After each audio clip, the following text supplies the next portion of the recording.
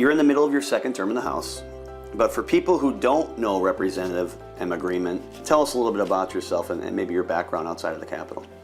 Yeah, well, what brought me to the Capitol, so I grew up in South Minneapolis, sort of all over South Minneapolis, but also in my district, and grew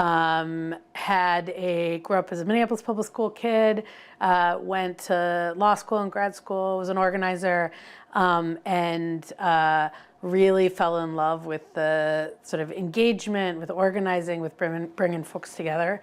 And so when what'd you say, I was now almost a term and a half in, just really feel grateful to be here and sort of bring all of that to the Capitol with me that I grew up with and that I brought when I ran for office.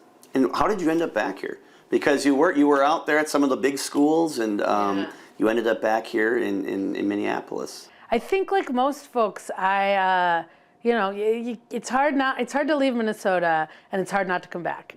And so I went away for college, and I came back and got my start as an organizer on the Wellstone campaign. I left again for law school and grad school. But when I decided, what is the work I want to do? What's the impact I want to have? Where are the communities that I want to engage with and sort of be rooted in? And it was always Minnesota. And tell us about your district, 63B. Yes. How would you describe it? Lovely. The best district in the state. And we are in 2022, we were the highest voter turnout district in the state. As a voting rights lawyer, I will say I'm very, very proud of that.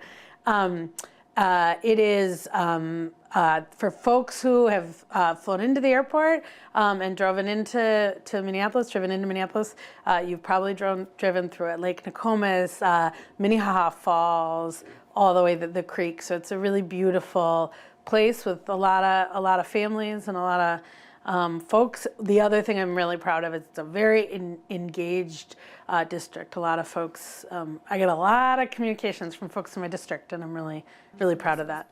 And you just touched on it. I wanted to ask you professionally, you've been an advocate for ensuring voting rights. What led to that area?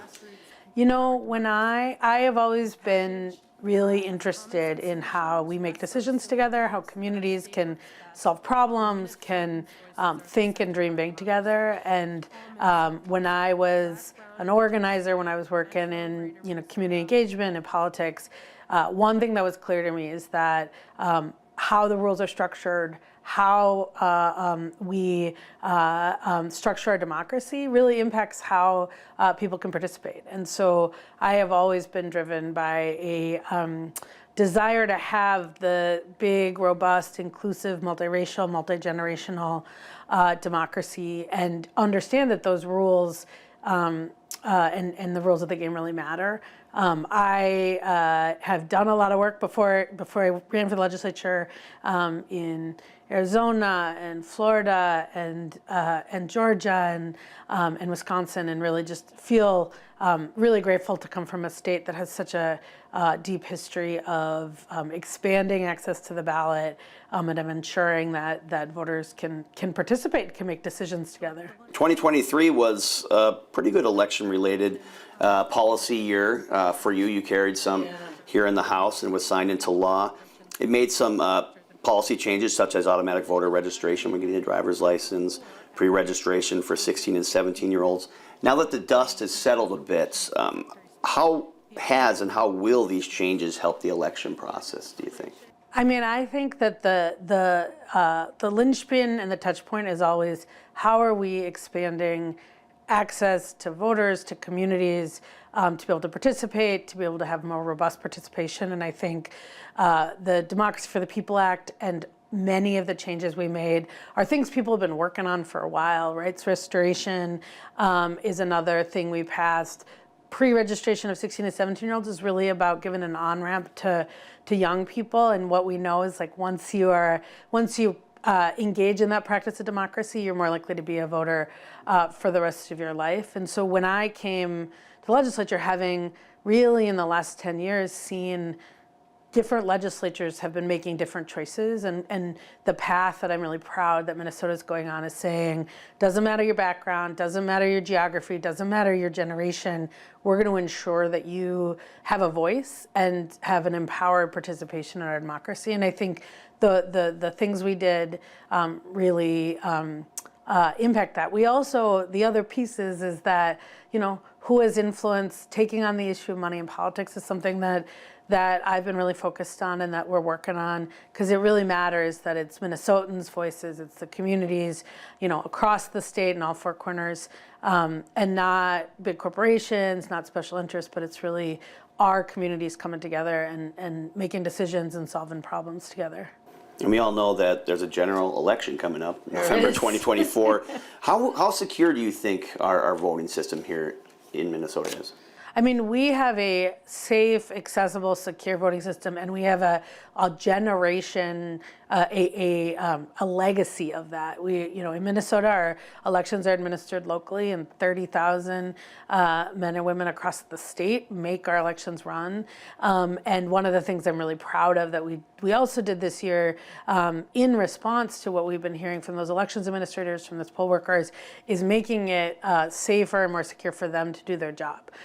So ensuring that we're protecting those poll workers from harassment and intimidation and doxing, and also that we're protecting that equipment from some of the things that we've seen across the country for tampering, for that kind of stuff. And so I feel really good both about Minnesota's long history in our local administration, as well as some of the things we've done this year to really protect our elections, to protect the ballot, to protect voters. And a lot of that has been from those conversations with those folks who know it best, our elections administrators. And is there anything in 2024 that you'd like to focus on at the legislature? I think our work is never done in terms of ensuring that we have sort of the next generation of robust democracy policy. The other thing I think is really important is the role that workers and working families play. And so, another piece of that democracy work is workplace democracy and ensuring that workers are safe and respected and have power on the job. And that's something I've been working on since I've been in the legislature, whether it's the warehouse worker protection bill we passed, or ensuring that hourly school workers have unemployment insurance access. This session, I'm really interested in sort of what are the ways that we can ensure that workers have access to the social safety net, to unemployment insurance, and to workers' comp, and to ensuring that their payroll and their wages are protected from all the kinds of wage theft and other things we see out there, unfortunately. And just finally, to wrap up, you said earlier you grew up in your district. I did. So what's it feel like to be able to represent basically your hometown, where you grew up and where you lived? Yeah, it is the community that raised me, that challenged me, where it is both the district and the city, where sort of what I learned is the most important thing, and as we think about whether it's the very local issues of caring for our lakes and our creek, or much broader issues about how we ensure that every kid is ready to learn, how we ensure that workers and families really exist in a legal fair playing field.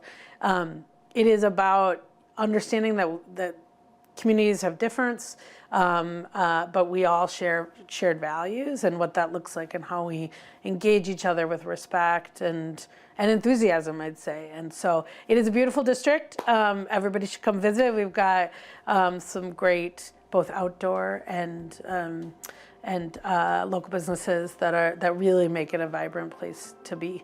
So it's great to now be on the other side of that and get to represent the communities that raised me. Representative Greenman, thank you very much. Thank you.